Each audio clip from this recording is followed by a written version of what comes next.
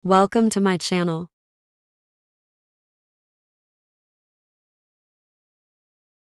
Let's start listening stories from two languages.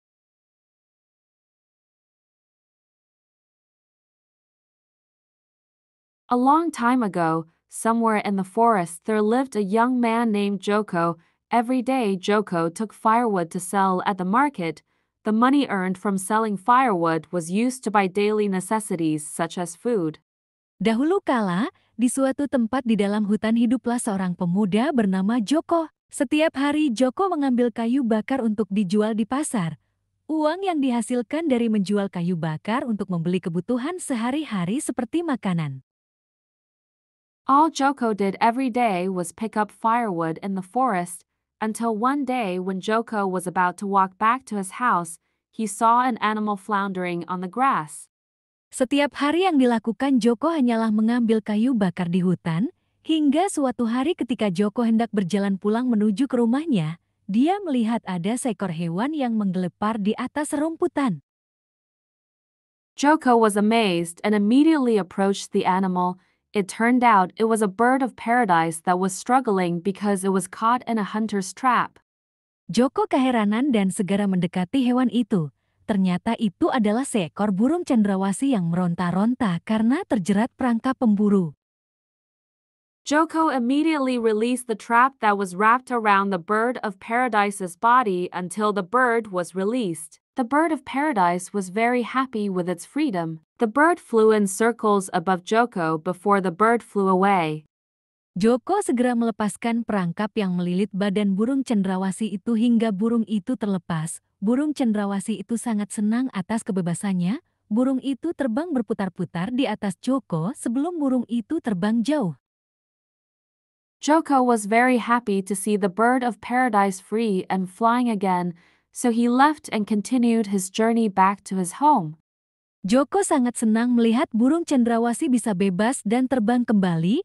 Joko pun beranjak pergi dan melanjutkan perjalanannya pulang ke rumahnya. When he got home, Joko felt his stomach was hungry. He immediately lit a fire and prepared food to cook. Sesampainya di rumah, Joko merasa perutnya sudah lapar. Dia segera menyalakan api dan menyiapkan bahan makanan untuk dimasak. While he was busy cooking, Joko was startled by the sound of a knock on his door from outside. Joko was surprised because no one usually came to his house. Saat tengah asyik memasak, Joko dikagetkan dengan suara ketukan pintu rumahnya dari luar. Joko keheranan karena tidak biasanya ada yang datang ke rumahnya. Joko immediately came out and opened the door of his house. When he opened the door, Joko was surprised by a very beautiful girl standing in front of him. Joko segera keluar dan membuka pintu rumahnya.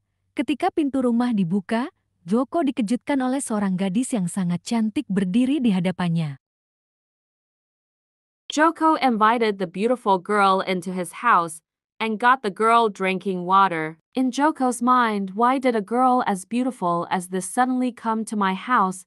Who is she, and what does she want? Joko mempersilahkan gadis cantik itu masuk ke dalam rumahnya dan mengambilkan air minum untuk gadis itu. Dalam benak Joko, kenapa ada gadis secantik ini tiba-tiba datang ke rumahku? Siapa dia? Dan mau apa dia? The girl said, "I'm sorry if I disturb your time, sir. I'm lost in this forest. After I saw this house, I was very happy."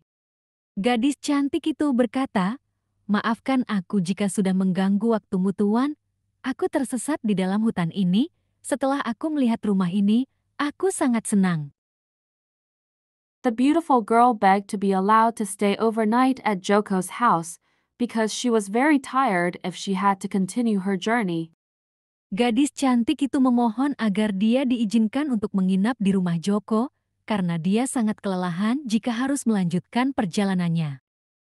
Joko was a kind-hearted young man who allowed the girl to stay overnight at his house. Joko cleaned and tidied his bed, which the girl would later use.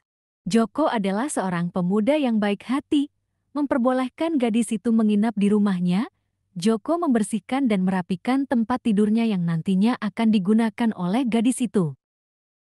After finishing making the bed, Joko was about to go out to meet the girl, but Joko didn't find her. Joko heard a sound in the kitchen. Immediately Joko checked the kitchen and saw the beautiful girl cooking. Setelah selesai merapikan tempat tidur, Joko hendak keluar menemui gadis itu. Tapi Joko tidak menemukannya. Joko mendengar suara di dalam dapur. Segera Joko memeriksa dapur dan melihat gadis cantik itu sedang memasak. The girl said, "Let me cook. This is my way of thanking you, sir." Joko just sat and watched the girl cook. Not long after, the aroma of the girl's cooking began to smell, and it smelled very delicious. Gadis itu berkata, "Izinkan aku yang memasak.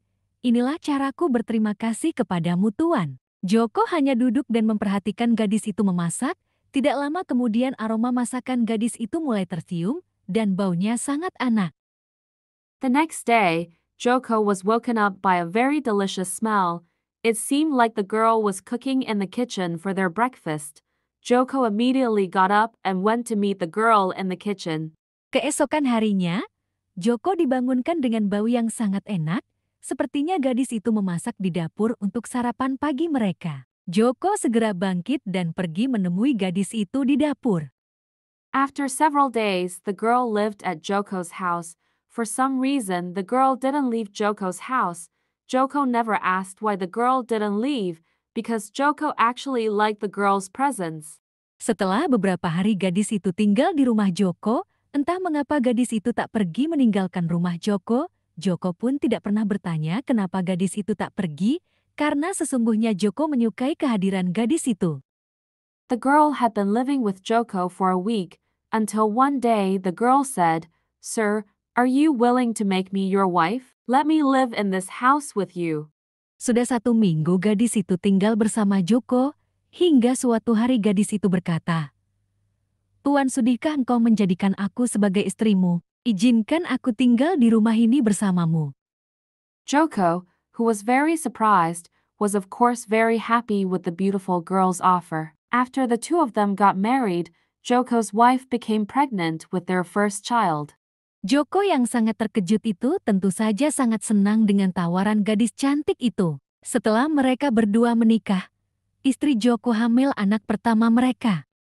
One night, Joko's wife said, "Oh, my husband, when our child is born, he will be a little different. His hair will be golden red. Don't ever ask why our child is like that." Pada suatu malam, istri Joko mengatakan, "Oh suamiku, jika nanti anak kita sudah lahir, dia akan sedikit berbeda, rambutnya akan berwarna merah keemasan. Jangan sesekali kamu bertanya kenapa anak kita begitu." Joko nodded in agreement and promised not to ask about it. 2 months later, the time to give birth arrived. Joko's wife gave birth in the room with a shaman. Joko mengangguk setuju dan berjanji tidak akan menanyakan hal itu. 2 bulan kemudian waktu melahirkan telah tiba. Istri Joko melahirkan di dalam kamar bersama satu orang dukun.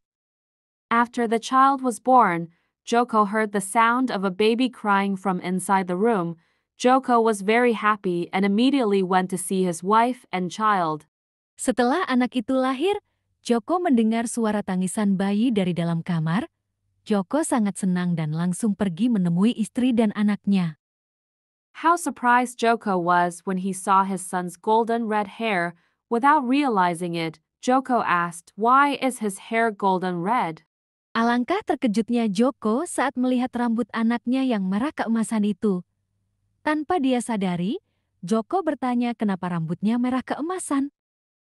Joko forgot his promise not to ask that question. Suddenly, a very bright white light dazzled the room. Joko lupa dengan janjinya untuk tidak bertanya hal itu. Tiba-tiba cahaya putih yang sangat terang menyilaukan satu ruangan itu. Joko's wife and child turned into birds of paradise, which were very beautiful in color, golden red. Istri dan anak Joko berubah menjadi burung cendrawasih yang sangat cantik warnanya, merah keemasan. Joko's wife was a bird of paradise that he had helped in the forest at that time. Because Joko did not keep his promise, in the end, his wife and child changed to their original form and flew into the sky. Istri Joko adalah burung cendrawasih yang pernah dia tolong di hutan waktu itu. Karena Joko tidak menepati janjinya akhirnya, istri dan anaknya berubah ke wujud aslinya dan terbang ke angkasa. Joko was very sorry for his mistake. He had to accept the fact that his wife and child had left him alone. Joko sangat menyesal dengan kesalahannya. Dia harus menerima kenyataan bahwa istri dan anaknya sudah pergi meninggalkan dia sendirian.